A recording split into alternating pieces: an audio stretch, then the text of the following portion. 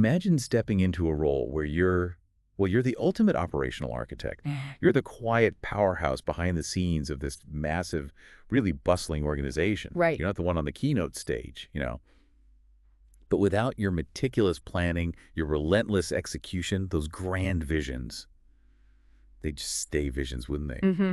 They really would. You're like the conductor, aren't you? Exactly. The conductor of this incredibly complex orchestra, making sure every instrument is tuned just right, every musician knows their part, and the whole symphony just works flawlessly, even when things go sideways. It's a huge responsibility, immense influence. But, what's surprising is that this role, often kind of invisible, it lacks that clear roadmap you see for other C-suite jobs. Like CEO or CFO. Precisely.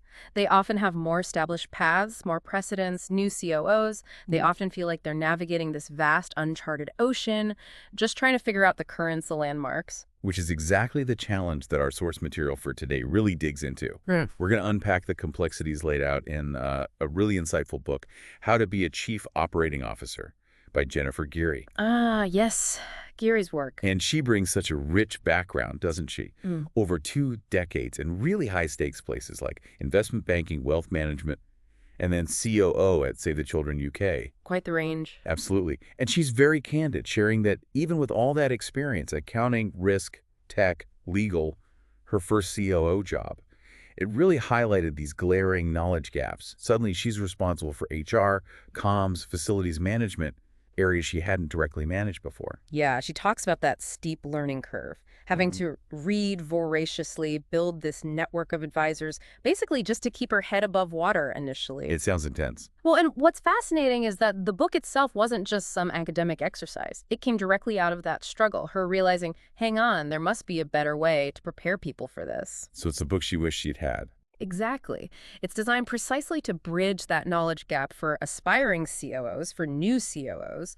It gives you a structure, 16 core elements built on 3 fundamental pillars, and then it dives into 13 specific technical areas. That sounds incredibly practical. It really is. She suggests, quite confidently actually, that even just a few hours with this book can pay back 100-fold. Boost confidence, sharpen focus on where to put your energy early on, especially in those critical first 100 days. Wow. Yeah, it gives you a framework, what departments do, warning signs, industry standards, the hot topics in each area. Okay, so given all that, what is a COO, really? Right. Because it sounds like it's definitely not a cookie-cutter job description. Oh, far from it. Yeah. Geary highlights this, drawing on research from places like EY, Harvard Business Review. Right. The actual scope varies wildly. Based on what? Well, things like immediate pressures in the organization, industry trends, the specific relationship with the CEO, that's huge, and just the overall structure and maturity of the company itself. So adaptability is key. Absolutely crucial. You need incredible situational awareness. Interesting. And EY's research you mentioned. Right.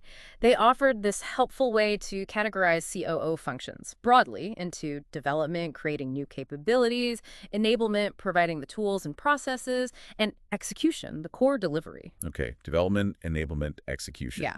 And they pinpointed 7 core skills. Things like change management, board interaction, having a strong control environment, designing operational models, efficiency, industry knowledge, and of course, strong leadership. Leadership that's always mindful of the culture. Which naturally leads to the question, how multifaceted, how agile do you actually need to be to handle all that effectively across different situations? It's a big ask. And in the Harvard Business Review article, Second in Command, that adds even more layers, doesn't it? It really does. It paints a much more nuanced picture by outlining 7 distinct types of COOs. 7? Okay, like what? Well, you've got the executor of strategies, the one turning vision into reality, the change agent leading turnarounds, the mentor guiding a younger CEO. Then there's the other half, complementing the CEO's strengths, the partner in a true co-leadership model, the heir apparent being groomed for the top job, and even the MVP, someone just too valuable to lose. Wow, okay.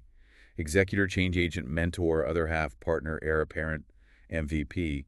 That's quite a spectrum, each needing a different approach, I imagine. Totally different. Different styles, priorities, ways of working with the CEO. Which makes that framework incredibly practical, not just theoretical. Exactly. The key takeaway is the absolute need for the COO to clearly define their role, their responsibilities with the CEO right from the start. That initial alignment. It's the bedrock. Without it, no matter how talented the COO is or which type they fit, you're likely to get friction, missed expectations.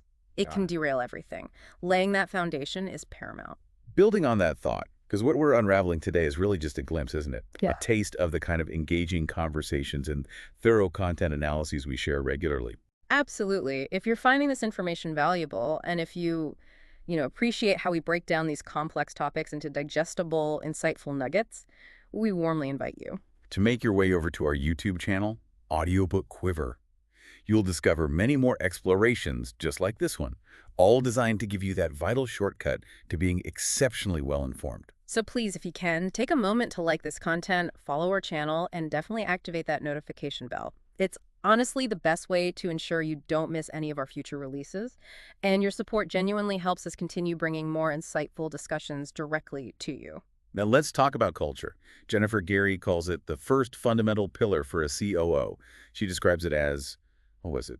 The invisible ether. Yeah, the invisible ether, I think that perfectly captures how it just permeates everything in an organization. It impacts every single aspect. And her own journey offers this, well, almost stark contrast, doesn't it? Mhm. Moving from that hardcore financial services organization Right, where the culture was, maybe more orderly, driven by bonuses, material rewards. into Save the Children UK, Yeah. a 400 million NGO. That's a huge shift. A massive shift. And what's striking is how drastically the motivation levers change. In an NGO, staff often take significant pay cuts. Why?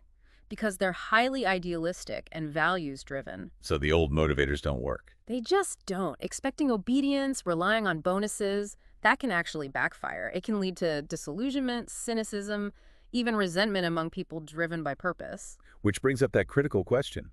How do you motivate people effectively when money isn't the primary driver, when it's all about values and idealism? It's a central challenge for leaders in those environments. And Gary warns quite strongly that ignoring culture is, well, perilous. She says it shapes what?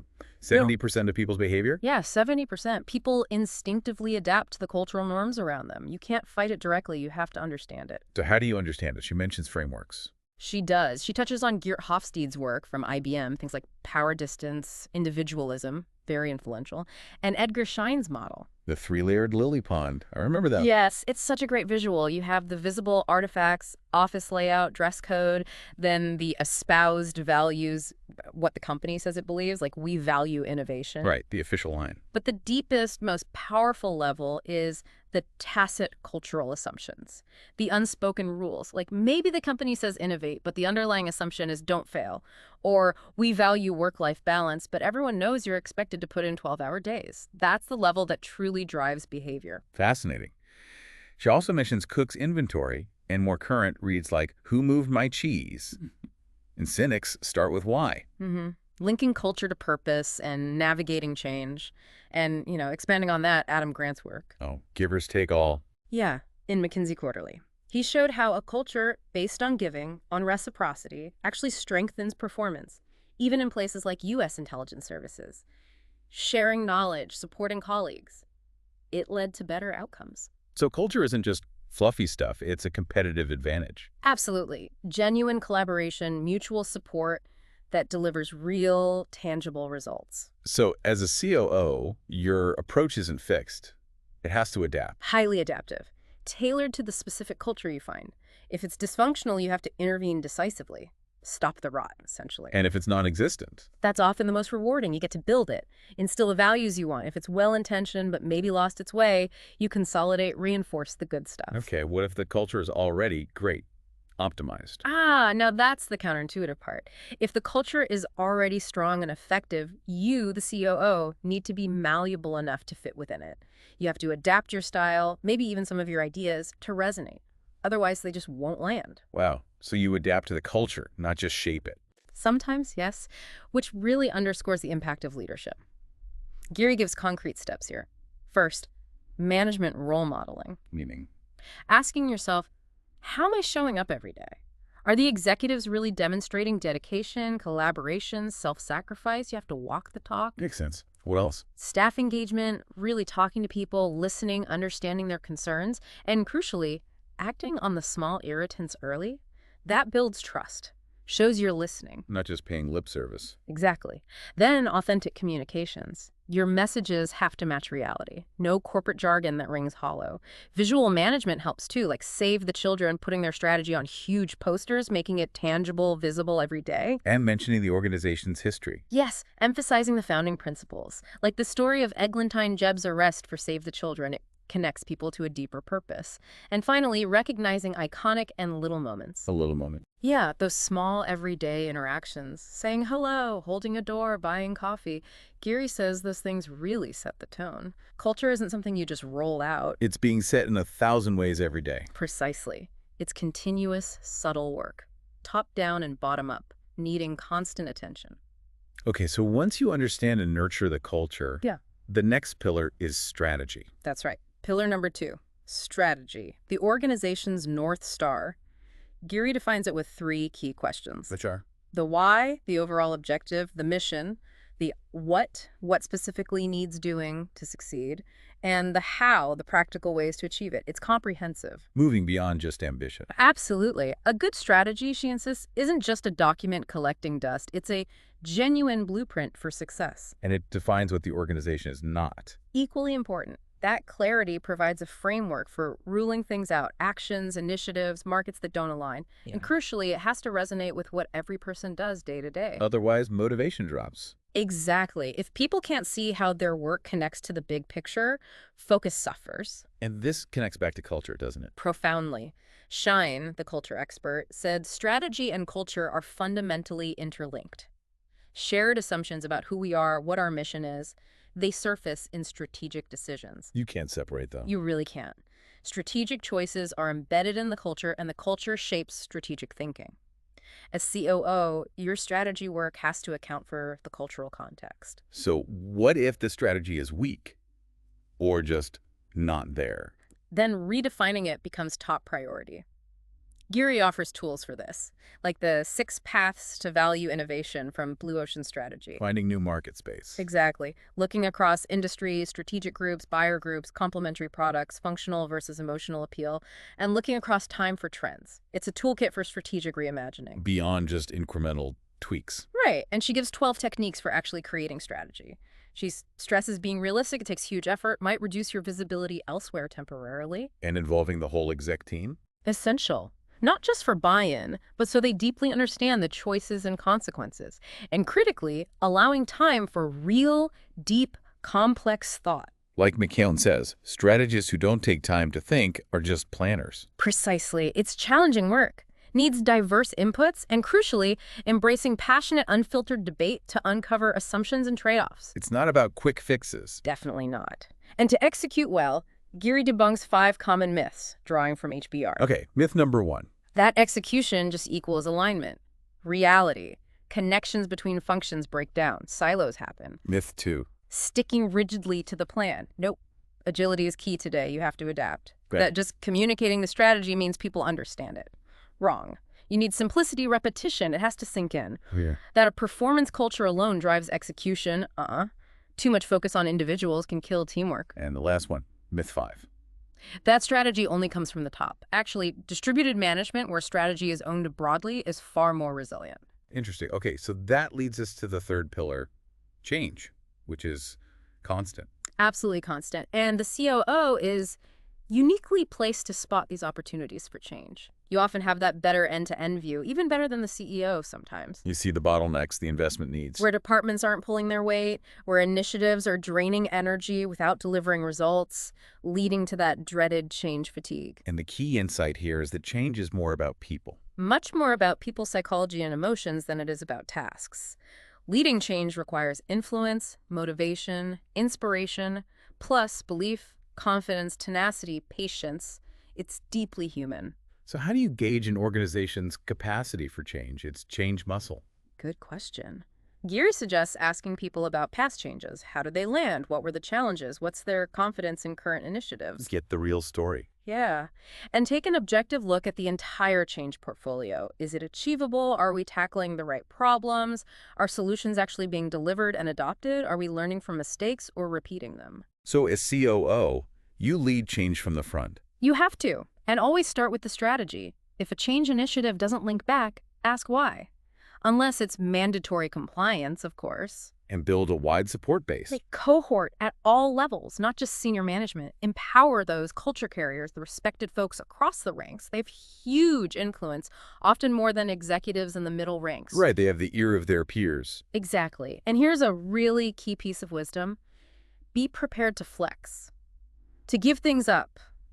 If something isn't working or it's deeply unpopular, be humble enough to amend it or even abandon it.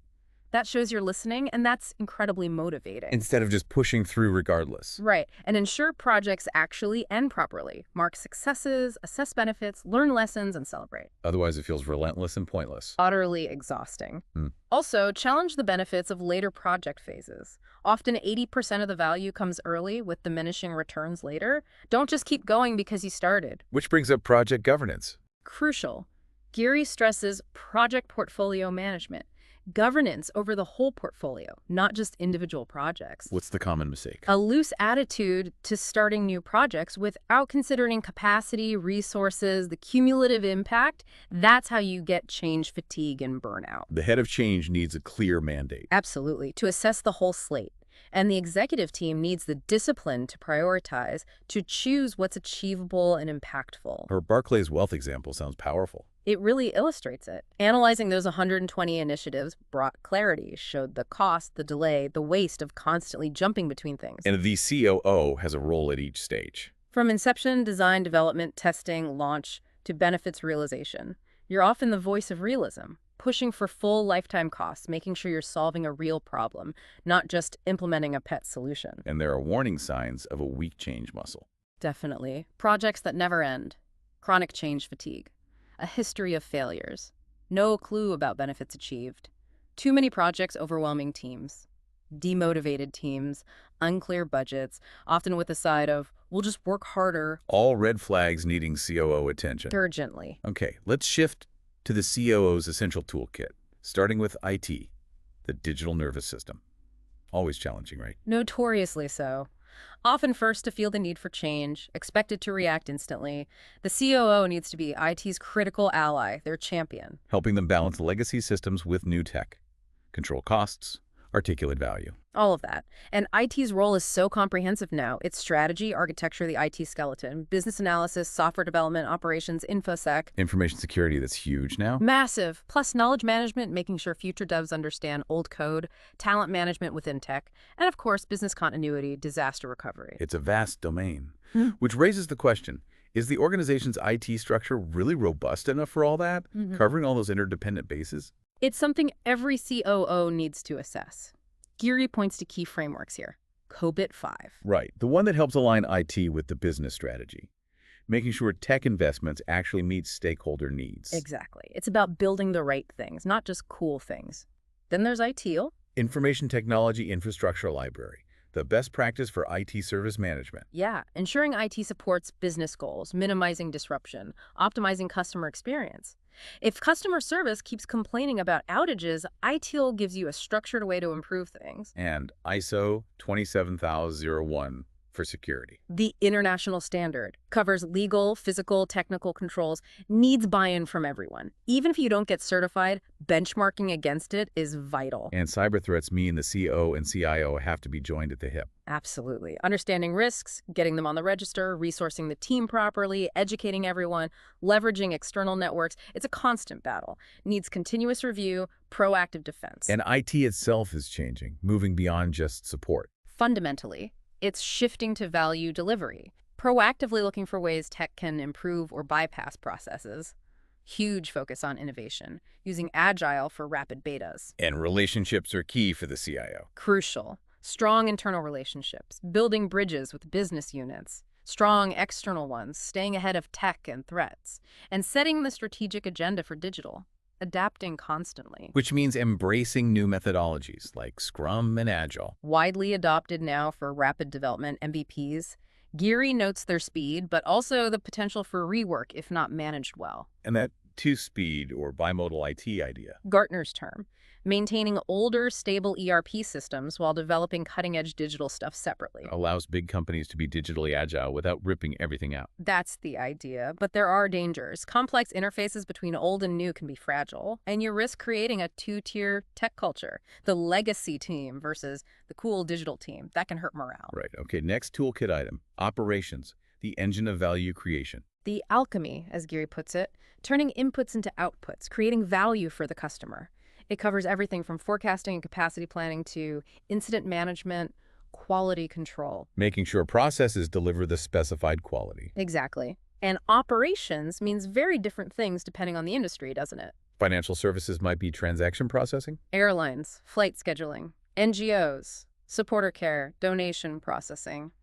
As COO, you need to deeply understand where your organization sits in the value chain, its vulnerabilities, upstream supply, downstream distribution, and how quality is built in, not just inspected at the end. And operations needs to be involved in new product sign-off. Absolutely critical. To ensure you can actually deliver what's promised, Geary highlights the basics: process design, scheduling, monitoring, incident management, quality management, building quality in. And she mentions specific quality approaches, ISO 9000. Yes, the quality management standard. Six Sigma, the analytical approach to minimizing defects, needing executive leadership, and Lean, reducing waste, improving flow. Proven ways to boost efficiency and quality. And then, the simplest tool of all. Ah, yes. The good old-fashioned checklist. Seems almost too basic. But incredibly powerful. Think medicine, aviation, banking. Checklists have literally transformed operations, slashing errors. It proves fundamental practices matter. Immensely. Ensuring critical steps aren't missed, reducing errors, regardless of complexity. Okay, last toolkit area for now. Governance, the framework of integrity. This is about the decision-making hierarchy. Checks, balances, segregation of duties.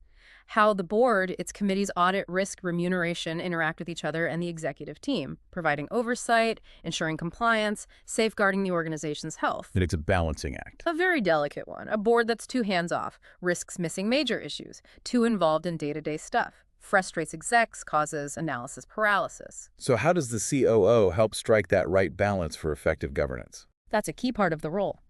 And Geary flags warning signs of weak governance, Like lack of independent trustees, maybe the CEO is also chair, or ex-execs stay on the board, lack of diversity leading to groupthink where everyone just agrees. no challenging voices. Exactly. Board boics heavy on presentation, light on substance for discussion, a culture where asking tough questions is discouraged. Board meetings become theater, not real dialogue. And the kids' company collapse is a stark example of failure. Tragically stark. Operated hand-to-mouth, no reserves, ignored regulatory concerns, inflated figures, inadequate safeguarding. The committee found the trustees failed in their duty of care. Devastating consequences, potential lifelong disqualification for trustees. It really illustrates the serious, tangible impact of poor governance. Which makes attracting good board members harder now. Definitely. The spotlight on boards, the reputational risk. Non-executive directors are thinking twice.